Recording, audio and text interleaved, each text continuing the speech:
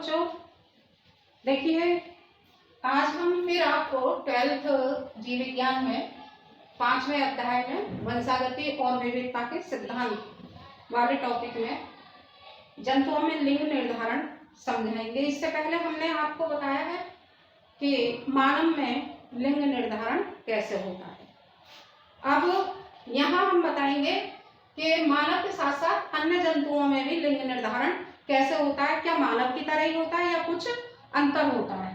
तो उसके लिए सबसे पहले हम आपको बता रहे हैं, इसमें मुख्य रूप से 3 कैटेगरी आ रही है। पहला है कि स्तनियों में, अधिकांश कीटों में और कुछ उभयचरों में और कुछ मछलियों में। इनमें जो होता है, इनमें लिंग गुणसूत्र मानव की तरह ही होते हैं।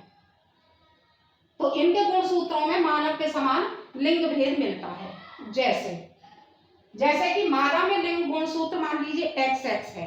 XX का मतलब समयुग्मकी, अर्थात इनसे जो युग्मक बनते हैं अर्धसूत्री विभाजन के बाद, वो दोनों युग्मक एक जैसे बनते हैं X गुणसूत्र वाले।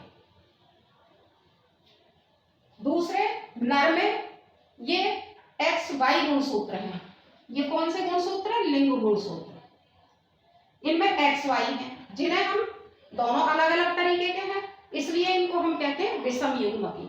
अर्थात इनसे जब गैमीट बनेंगे तो वो 2 तरह के बनेंगे। अर्धसूत्री विभाजन के बाद एक गैमीट होगा X गुणसूत्र वाला और एक गैमीट होगा Y गुणसूत्र वाला। ये हमने आपको पहले वीडियो में समझाया भी है कि यहाँ पर केवल Y गुणसूत्र पर निर्भर करता है कि इनकी संतान नर होगी अथवा मादा। अब दूसरी कंडीशन क्या है? दूसरी कंडीशन है कि कुछ कीट और अधिकांशतः पक्षी, कुछ सरीसृप, कुछ उभयचर, कुछ मछलियां, इनमें कुछ जातियां होती हैं मछलियों की भी, कुछ उभयचर की ऐसी जातियां होती हैं, कुछ सरीसृप होते हैं, पक्षी होते हैं, कुछ कीट होते हैं, जिनमें मानव की तरह का लिंग भेद नहीं मिलता, बल्कि इससे उल्टा मिलता है। इनमें ये लिंग भेद उल्टा मिलता है। उल्टा कैसे? जैसे मादा में लिंग गुणसूत्र होंगे ZW, यानी दोनों ही लिंग गुणसूत्र अलग अलग प्रकार के होंगे, एक Z प्रकार का और एक W प्रकार। इनसे यदि अर्धसूत्री विभाजन के बाद गैमीट बनते हैं तो 2 प्रकार के बनेंगे।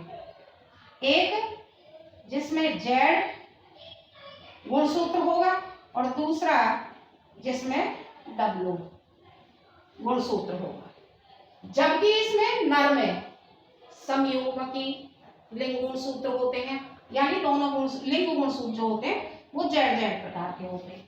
इसमें यदि युग्मक बनेंगे तो दोनों ही एक जैसे गुणसूत्र वाले बनते हैं, इसलिए इनको हम कहते हैं समयुग्मक।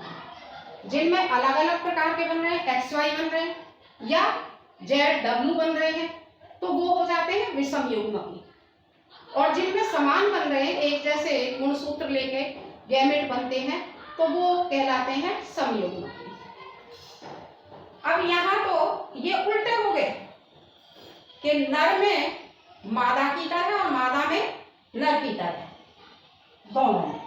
यहाँ मादा में समयुग्मकी है और नर में विषम युग्मकी। परंतु दूसरी कंडीशन में जो हम आपको बता रहे हैं, दूसरी कंडीशन में मादा में विषम युग्मकी है और नर में समयुग्मकी। तीसरा प्रकार में कुछ कीट जैसे टिड्डे और बग्स, इनमें लिंग भेद मीन्स नर और मादा जो होता है वो लिंग गुणसूत्रों में से एक की अनुपस्थिति के कारण होता है। अर्थात एक में ये लिंग गुणसूत्र जोड़े में ना होकर अकेला होता है, हैप्लॉइड होता है, डिप्लॉइड नहीं होता। जैसे यदि मादा में XX गुणसूत्र है तो नर में X अकेला होगा, या X0 से भी इसको हम शो कर सकते हैं, यानी कि एक ही गुणसूत्र होगा इसमें, दूसरा होगा ही नहीं नर में। इस तरह से होता है। अब इसके कुछ उदाहरण हम आपको यहाँ पे दे रहे हैं। यहाँ कैसे उदाहरण दे रहे हैं, जैसे कि मानव में, नर में XY गुणसूत्र विषम युग्मकी, मादा में XX गुणसूत्र समयुग्मकी। तो यहाँ लिंग निर्धारण किस पर निर्भर करेगा, XY गुणसूत्र पर, यानी नर पर। फलमक्खी में भी XY गुणसूत्र नर में और XX गुणसूत्र मादा में। यहाँ भी लिंग निर्धारण XY गुणसूत्र पर यानी नर पर निर्भर करता है। इसके बाद कीट पतंगों में नर में जो गुणसूत्र होगा वो हैप्लॉइड होगा, अगुणित होगा, एक गुणसूत्र होगा। तो उसको हम शो कर सकते हैं X या X0 से। मादा में XX गुणसूत्र होंगे। तो यहाँ लिंग निर्धारण जो होगा वो किस पर निर्भर करता है, नर पर, जहां हैप्लॉइड अगुणित गुणसूत्र पाए जाते हैं। किसमें, लिंग गुणसूत्रों में। पक्षियों में नर में ZZ और मादा में Z या ZW। ZZ नर में समयुग्मकी और मादा में ZW विषम युग्मकी। यानी यहां से दो प्रकार के गैमेट बनेंगे, एक Z गुणसूत्र वाला और एक W गुणसूत्र वाला।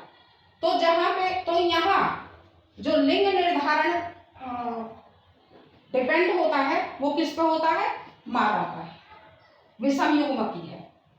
ऐसे ही मोत्स होते हैं, इनमें नर में ZZ और मादा में एक हैप्लॉइड गुणसूत्र होता है Z, जिसको हम Z0 से भी प्रदर्शित करते हैं।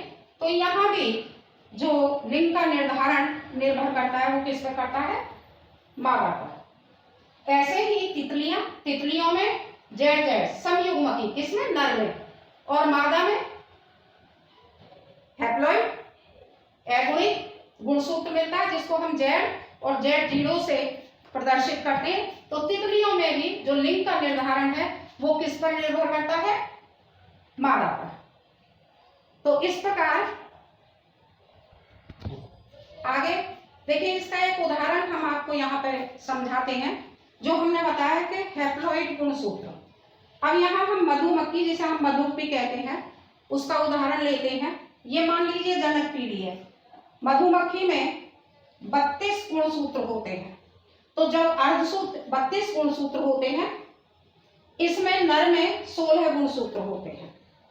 जब यहाँ इनसे मादा में अर्धसूत्री विभाजन से गैमेट बनते हैं तो प्रत्येक युग्मक में 16 गुणसूत्र होते हैं, अर्धसूत्री विभाजन।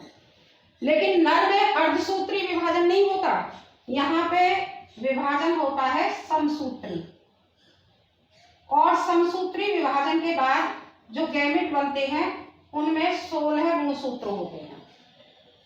अब यदि मादा का गैमेट नर के गैमेट से संयोग कर जाता है तो जाइगोट में कितने गुणसूत्र हो जाएंगे, यहाँ 32। इसका मतलब ये क्या विकसित होगा, मादा। इसके लार्वा से जो बनेगा वो मादा का विकास होगा। और यदि ये गैमेट किसी भी गैमेट से संयोग नहीं करता है जिसमें 16 गुणसूत्र हैं, वो ये भी हो सकता है, ये भी हो सकता है, तो उससे विकसित जो होगा वो क्या होगा, नर यानी ड्रोन मक्खी, मधुमक्खी। ठीक, तो ये हो गई अगुणित, हैप्लॉइड। अब इसमें एक चीज और छोटी सी हम यही बता के चलते हैं कि मादा में जो लार्वा 32 गुणसूत्र वाला होता है, इससे ही रानी मक्खी और श्रमिक विकसित होते हैं। रानी मक्खी और श्रमिक, ये देखें, इनको लार्वा अवस्था में पोषण मिलने के आधार पर हो जाता कि जिस लार्वा को पूर्णतः पोषण मिलता है वह विकसित होकर रानी मक्खी बन जाती है, और जिनको पोषण में कमी रह जाती है वो मक्खियां श्रमिक मक्खियों में परिवर्तित हो जाती हैं। परंतु गुणसूत्रों में 32 ही होते हैं, जबकि नर में 16 गुणसूत्र होते हैं। Thank you.